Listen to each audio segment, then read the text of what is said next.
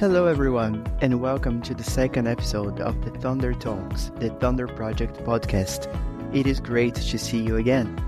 Stay with us because in this episode I will interview not one, but two guests directly involved in the Thunder Project. Thunder Project, I remind you, is financed by the European Union.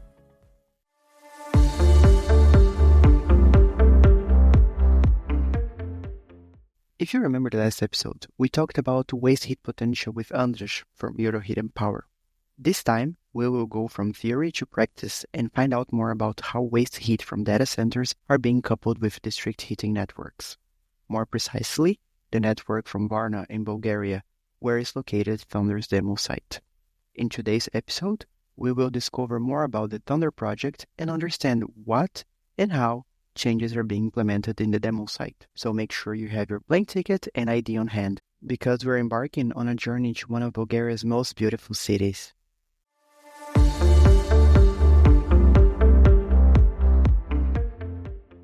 I am Evan Bernardi, Project Assistant at Euroheat and Power, and your host for this series. I will interview our expert guests and ask them the questions you sent us through our social media channels. So, I invite you to follow our Thunder LinkedIn and X accounts. For the X Twitter, it's @Thunder Project, Thunder all in caps, and for LinkedIn, it's @Thunder, all lowercase.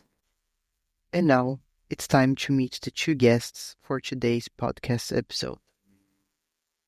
Alexander Minchev is the founder and CEO of Abilix Soft, a data center located in Varna, Bulgaria, and is specialized in high-quality cloud technology solutions. Alexander's educational background includes a master's in computer software engineering and a doctorate degree in artificial intelligence. Alexander is a key partner for the Thunder, as the Abilix Soft data center in Varna will be the project's main test site for its innovative solution in waste heat recovery. Matteo Porta is an energy transition team leader at CINEA, a company with more than 100 years of experience in engineering solutions in various fields, including energy, infrastructure, and mobility. His background includes a master's in mechanical engineering from the Università degli Studi di Genova. He is also the project coordinator of the Thunder project. Welcome, Alexander. Welcome, Matteo. Hi, Evan. Nice to meet you. And thank you for hosting us here. It's nice to meet you too, Evan, and I thank you for inviting us to this webinar. Thank you. The pleasure is all mine. So, let's start with the questions. My first question is directed to Matteo. My first question is regarding to the name of the project. Why Thunder? What does it mean? And how do you think it is related to the project overall idea? The history of the European project acronyms is sometimes weird. So there is not a specific strategy, to decide the names of the project and to find an appealing acronym is sometimes not so a straightforward condition, I mean. And so if I remember from the proposal phase, now more than 1 year has passed, I was working at the proposal with my colleague Anna. And to be honest with you, she was her that had this in mind. At some point, I remember one day, she told me, "Okay, for me, Thunder could be a good name for a good acronym for this project." But to be completely honest with you, I don't know the reason why she selected this name. I don't know, in that moment of writing the proposal, maybe you are very close to the deadline and you have a lot of things to do and to complete. And at the end, the acronym is one of the last that you take care of. And so there is no even a reason why. Thunder was just appealing, was something that in her mind was considered nice, to have to give to a winning project at least. I want to add something to Matteo's description of the name of the project. I know it's a coincidence, but we have a lot of quotes in our branding, so it looks very nice to have project name Thunder when you have all these quotes around. It's some kind of nature of that quotes can make thunders too. It is a powerful name also, Thunder. Really makes it smart. Yeah. At the end, we are talking about power. So because we are discussing about energy and power. So power that is moved from one place to another place. And so thunder, of course, is related to power, for sure. And so, yeah, this is basically the very basic reason. Interesting. And let me ask you now that Thunder is it's a broad consortium that brings together different companies with different know-hows. And how do you think this collaboration is driving the project forward? How do you think the partners put together their energies into the projects? Now, the collaboration between the partners is fundamental. I would say in life. I would say in general in projects like this, in any project, engineering project, but in any case, collaboration between people is fundamental to create something that is much more than the sum of single element that each of us could bring to some project in general. And so, yeah, and even in the Thunder project, at this point of the project, after 1 year of the kickoff meeting, we are understanding that the collaboration among us is very crucial to achieve our objectives that are challenging. And we just finished, we just met for the General Assembly in Varna, so where the data centers is placed. And again, it's quite important, the collaboration. So, and in this consortium, there are several partners coming from several entities, universities, research centers, and all the elements that they can bring, it's very, very, very important. Thank you very much. And the next question, it's going to be directed to Alexander. And Alexander, as a founder and also CEO of Abilix Soft, why have you decided to join the project? What do you think are the advantages that it brings to the operations of your data center to be part of Thunder?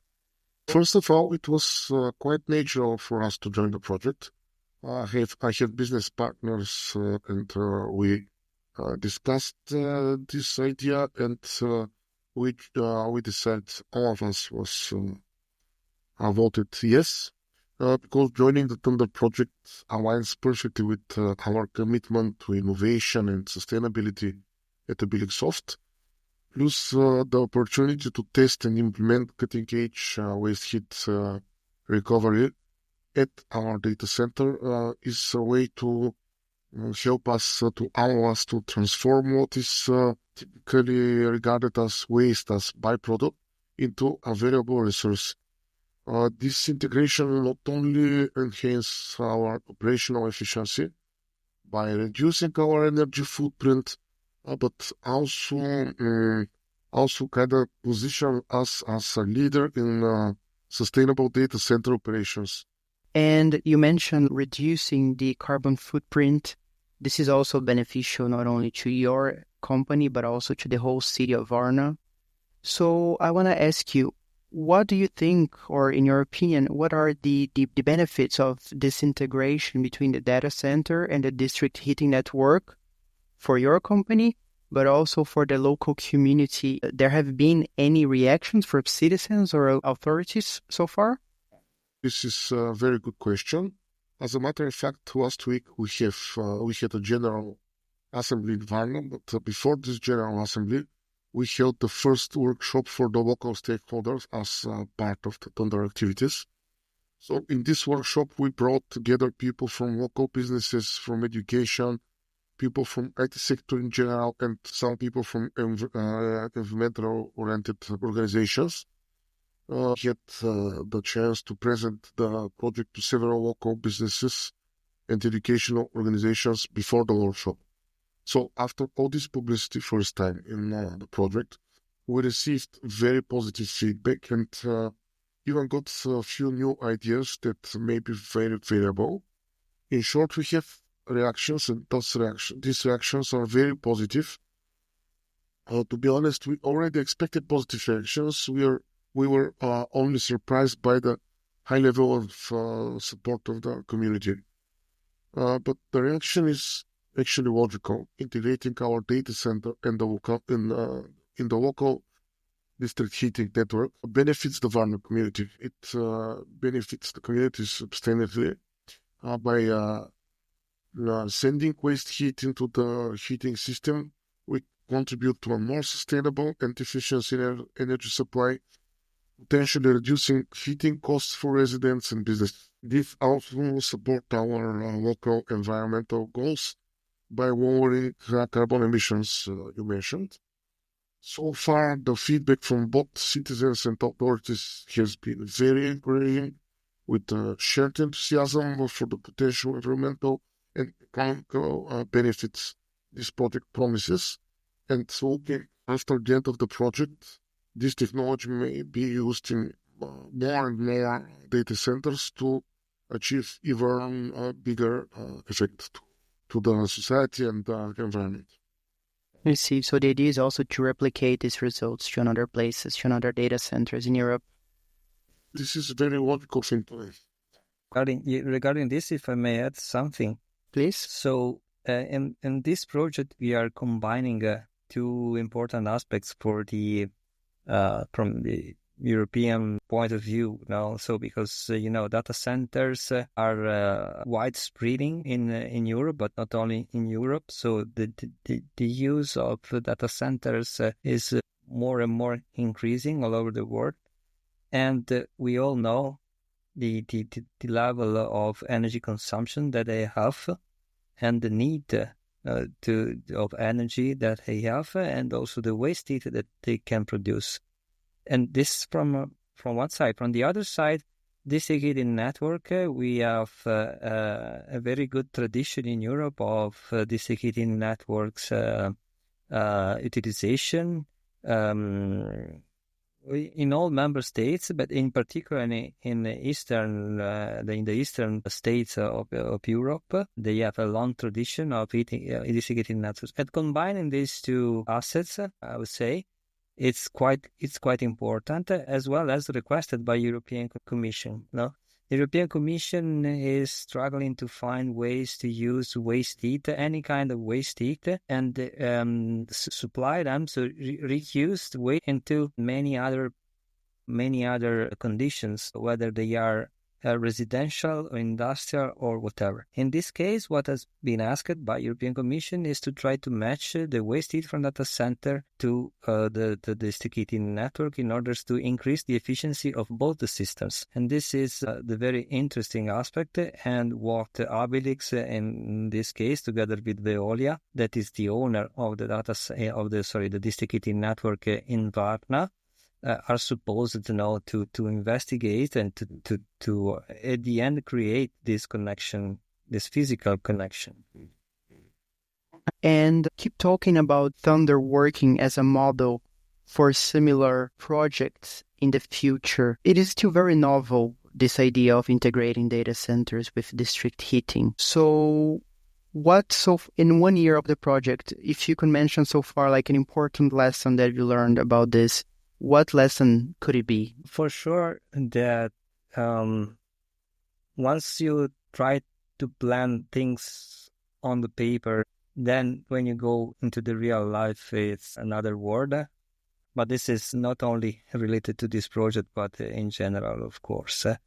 And then in this first year, we started with the characterization and the selection of the thermochemical material that will be used as a seasonal storage, because we cannot forget that the focus point of this project is not only the connection between the data center and the district heating networks, that in some cases could be straightforward, so like a pipeline between the two. But in this case, the focus is to identify a novel storage, seasonal storage, that can store the heat, the surplus of heat that is produced by the data center during the summer season and during the winter time, supplying the district heating network when it is supposed that they have more difficult to reach the temperature, or in any case, they have more demand to cover. So the idea of the Thunder project is to provide a more efficient, more effective, and more also economically viable solution to store seasonally the heat for the data center, than to be used afterwards in the district heating network. With the most challenging part is definitely the seasonal storage, and I'm very glad to see the result from our partners from the universities with selecting these materials and showing us the first result. It's very promising, and we are looking forward for the next steps, the installation of devices and bringing the actual heat. Perfect. And of course, to close our conversation, one last question again for both of you. And looking ahead, what do you envision as the key impacts of the Thunder project for your respective fields, but also in the energy transition as a whole in the European Union? The most important part of Thunder project looking ahead is to significantly advance the role of data centers in the energy transition. We know that more and more energy is consumed by the data centers in general, and with the new artificial intelligence trend, and the consumption is even bigger. So we have the potential to give data centers not only to be information hubs, but to be active participants in sustainable energy ecosystems. And by adopting innovative waste heat recovery solutions, we can basically redefine the industry standards and contribute to more advanced, to more resilient energy infrastructure. Moreover, the whole project aligns with the European Commission's goals for reducing carbon emissions and increasing energy efficiency. So this is a case that can be used to be integrated in many future solutions. I just want to add something. I may look too far in the future, but I can imagine that compared to the nowadays district heat networks, future district heat networks may be like the smart energy grids we have today. If you look 20 years ago, the energy systems was much simpler and much more centralized, but now we are adding new sources of energy here and there. And one could imagine that with waste heat recovery, we can have this decentralized heat network, because the heat producers are all around, not only in the data centers, of course. And this kind of technology may help to make the district heat networking a smart grid, as the electricity network is becoming smart. I thank you so much, Alexander and Matteo, for being part of this interview. I'll leave you this space open if you want to say a few words, but thank you so much for being part of this podcast. Alexander, if you want to say your goodbye. Yes, thank you for inviting me in the podcast in the very first place. And I'm very glad to be part of this podcast and to be part of this innovative project. Thank you so much, Alexander. Matteo? On my side, I would like to thank you, Evan, and your written power for organizing this event, this nice event. We'd like to thanks again also Alexander also for hosting us recently in the Latin General Assembly in Varna to the data center. And what else? Thank you so much. Thank you once again, Alexander and Matteo. It was a pleasure having you with me. Have a nice day.